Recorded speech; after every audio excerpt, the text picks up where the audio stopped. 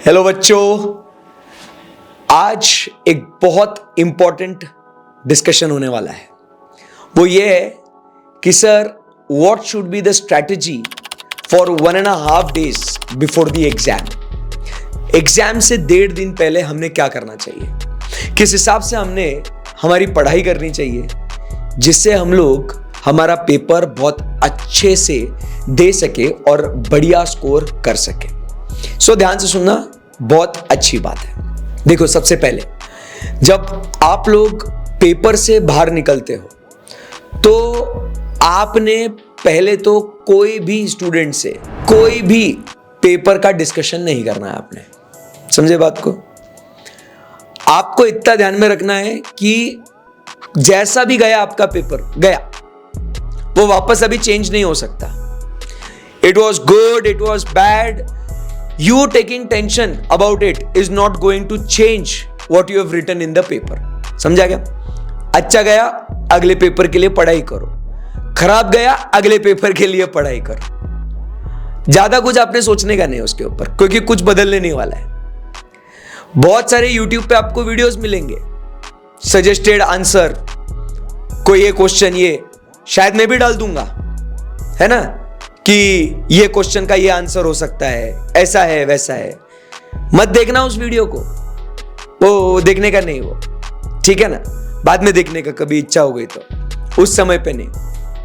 तो आप समझिए बात को। पहली बात तो बिल्कुल भी आपने इसको डिस्कस नहीं करने का, दोस्तों के साथ, फ्रेंड्स के साथ, बिल्कुल भी नहीं। घर पे आने का, मस्त रिलैक्स रहने का, कुछ थोड़ा बहुत खाने का, क्योंकि ऑलरेडी 3 घंटा लड़ाई लड़के आया है तू, तो अभी क्या करने का, रिलैक्स करने का, थोड़ा बहुत कुछ खाने का, जो भी अपना अगला पेपर है उसकी तैयारी करने की।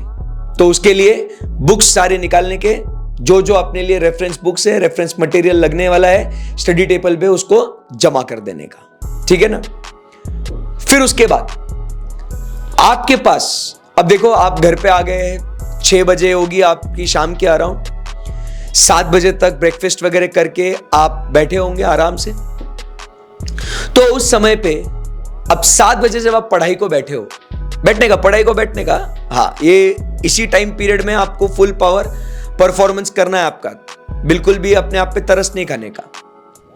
तो जैसे अभी 7 बजे पढ़ाई को बैठने का, तो अभी आप पूछेंगे कि सर अभी मैं, अगर मान लो ऑडिट की पढ़ाई कर रहे हो या कॉस्टिंग की पढ़ाई कर रहे हो, तो सर मैंने क्या पढ़ना चाहिए अभी इस समय पे?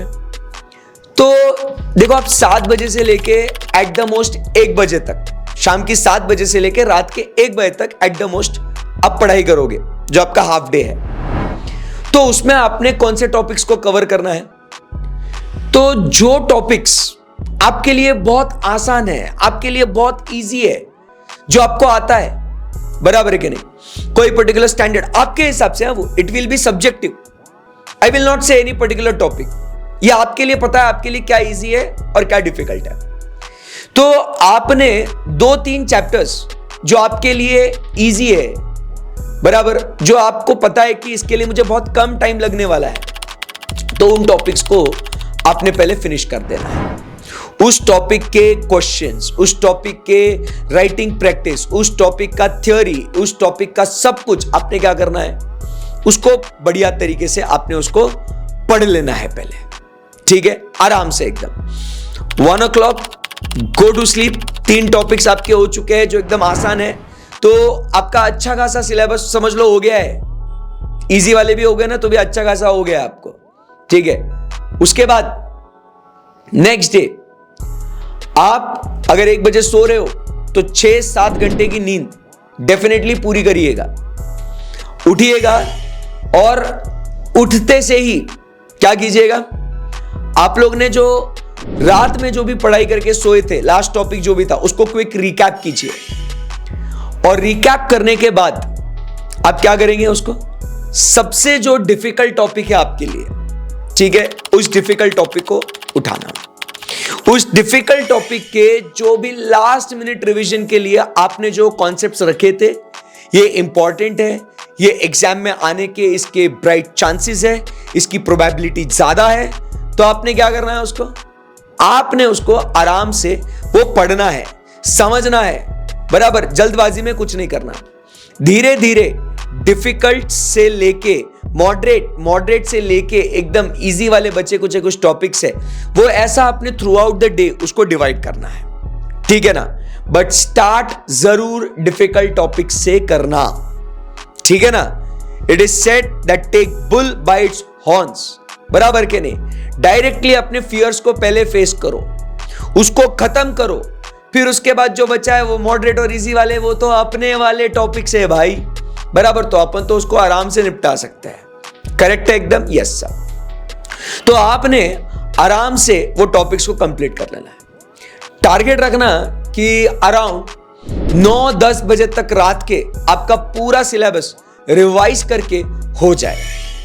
और 10 बजे के बाद आपने क्या करना है, आपने जो पास्ट एग्जाम पेपर्स है उसके क्वेश्चंस को देखना है और उसको मेंटली ट्राई करना है कि आपको इसको आता है क्या, इसको कैसे सॉल्व करना है, इसके क्या आंसर्स लिखने हैं, क्या आपको ये आता है क्या, ये देखना है आपको। और रैंडमली कोई भी फिर एक आंसर लिखने की कोशिश करो, उसको सजेस्टेड आंसर के साथ मैच करो, ठीक है ना।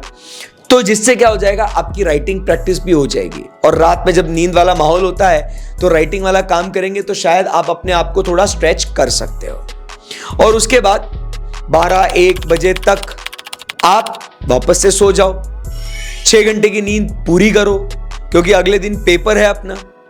तो उसके बाद सुबह उठ के आपको जो लगता है सुबह 7 से 11 बजे तक जो टॉपिक्स आपको लगता है आपके टीचर्स ने आपको बताया होगा कि बेटा ये टॉपिक बहुत इंपॉर्टेंट है, ये इसका वेटेज ज्यादा है, कोई भी ऐसे टॉपिक्स जो एबीसी एनालिसिस के हिसाब से इंपॉर्टेंट है, तो अपन ने क्या करना चाहिए, उस पर्टिकुलर टॉपिक को रिवाइज करना है, ठीक है। आराम से पूरा टाइम देना है, उसको स्टडी करना है। कुछ फाइन पेनल्टीज आपको ध्यान में रखनी होंगी, बराबर। कोई सेक्शन सबसेक्शन आपको ध्यान में रखने होंगे, कोई फॉर्मूलाज आपको रिवाइज करने होंगे, तो वो उस टाइम पीरियड में कर लेना उसको। बट उसके बाद 12 बजे जब आप खत्म, 11-12 बजे तक आप खत्म कर लो और आप एग्जाम सेंटर के लिए निकल रहे हो घर से, उसके बाद बेटा कुछ भी मत पढ़ना, अननेसेसरी कंफ्यूजन क्रिएट होगा। एग्जाम हॉल में जब जाते हो तो किसी से भी कुछ भी डिस्कस मत करना और उसके बाद आप पेपर के लिए बैठ जाना, ठीक है। तो ऐसे आपने अपने आप को 1.5 डेज में प्रिपेयर करना है अगले पेपर के लिए। इस पूरी बात में एक चीज ध्यान में रखना है आपको कि आपने काम और कंपोज रहना है।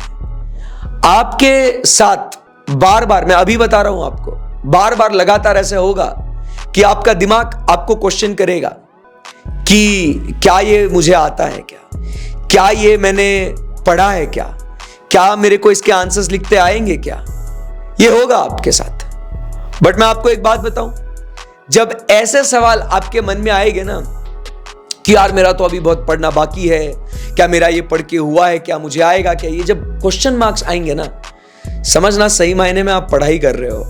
क्योंकि जो पढ़ता नहीं है उसको कोई फिक्र ही नहीं होती है भाई, उसको लगता है अपना सब कुछ हो गया है। जो बच्चा पढ़ता है ना, उसके मन में हमेशा ये सवाल होते हैं कि is this enough, have I studied enough, is it good.